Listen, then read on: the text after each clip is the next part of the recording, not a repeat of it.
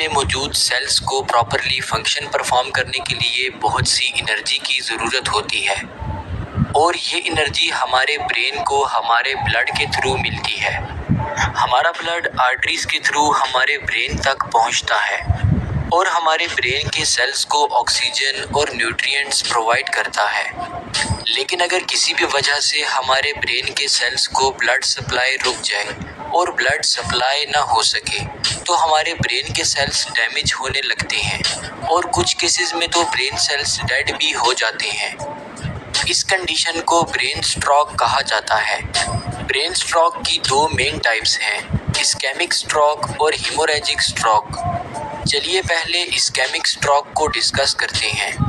Ischaemic stroke ये brain stroke की एक ऐसी टाइप है जिसमें हमारे ब्रेन के किसी पार्ट में आर्टरी ब्लड क्लॉट या प्लेग की वजह से ब्लॉक हो जाती है और ब्रेन के उस पार्ट में ब्लड सप्लाई नहीं हो पाता, जिसकी वजह से ब्रेन सेल्स की ऑक्सीजन और न्यूट्रिएंट्स न मिलने के बायस डेथ होने लगती है। इस्केमिक स्ट्रोक की फर्दर दो टाइप्स हैं। Thrombotic stroke. थ्रोम्बोटिक स्ट्रोक हमारे ब्रेन की आर्टरी में ब्लड क्लॉट की फॉर्मेशन की वजह से होता है। बाज़ औक़ात हमारे ब्रेन को ब्लड सप्लाई करने वाली आर्टरीज में किसी वजह से फैट जमा होना शुरू हो जाता है जो कि प्लेग बिल्डअप कर देता है। कुछ केसेस में वक्त के साथ साथ ये प्लेग अनस्टेबल हो जाता है और रप्चर कर जाता है और फिर ये ब्लड क्लॉट की वजह बनता है, जिससे थ्रोम्बोटिक स्ट्रोक होता है। आर्टरी में प्लेग बिल्डअप को एथेरोस्क्लेरोसिस कहा जाता है, इसीलिए थ्रोम्बोटिक स्ट्रोक को एथेरोस्क्लेरोटिक स्ट्रोक भी कहा जाता है। Embolic stroke.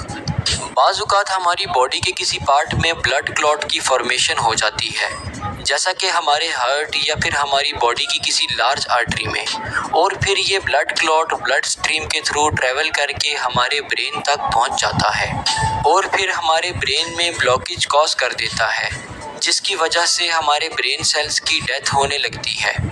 इस कंडीशन को एम्बोलिक स्ट्रोक कहा जाता है और इस तरह के ब्लड क्लॉट्स को एम्बोलस कहा जाता है। चलिए अब हम स्ट्रोक की दूसरी मेन टाइप हेमोरेजिक स्ट्रोक को डिस्कस करते हैं। हेमोरेजिक स्ट्रोक एक ऐसी कंडीशन है जिसमें हमारे ब्रेन के अंदर कोई ब्लड वेसल फट जाती है, जिसकी वजह से हमारे ब्रेन के अंदर ब्लीडिंग शुरू हो जाती है। ब्लड वेसल के फटने की बहुत सी वजूहात हो सकती हैं, जैसा कि हाई ब्लड प्रेशर की वजह से किसी रग का फट जाना, सर में किसी गहरी चोट की वजह से, या फिर ब्रेन में ट्यूमर का मौजूद होना वगैरह। ब्लीडिंग या तो ब्रेन टिश्यूज़ में होती है या फिर ब्रेन को प्रोटेक्ट करने वाली कवरिंग में। अगर ब्लीडिंग ब्रेन टिश्यूज़ में हो तो इस केस में ब्रेन के सेल्स ऑक्सीजन न मिलने की वजह से मरना शुरू हो जाते हैं। इस कंडीशन को इंट्रासेरिब्रल हेमरेज कहा जाता है। अगर ब्लीडिंग ब्रेन की कवरिंग में हो तो इस केस में ब्रेन की कवरिंग ब्लड भर जाने की वजह से स्वेल होने लगती है, जिसकी वजह से अंदर मौजूद ब्रेन सेल्स पर दबाव पड़ता है और इस दबाव की वजह से इस रीजन के ब्रेन सेल्स मरने लगते हैं। इस कंडीशन को सब एरेकनॉइड हेमरेज कहा जाता है। होप सो आज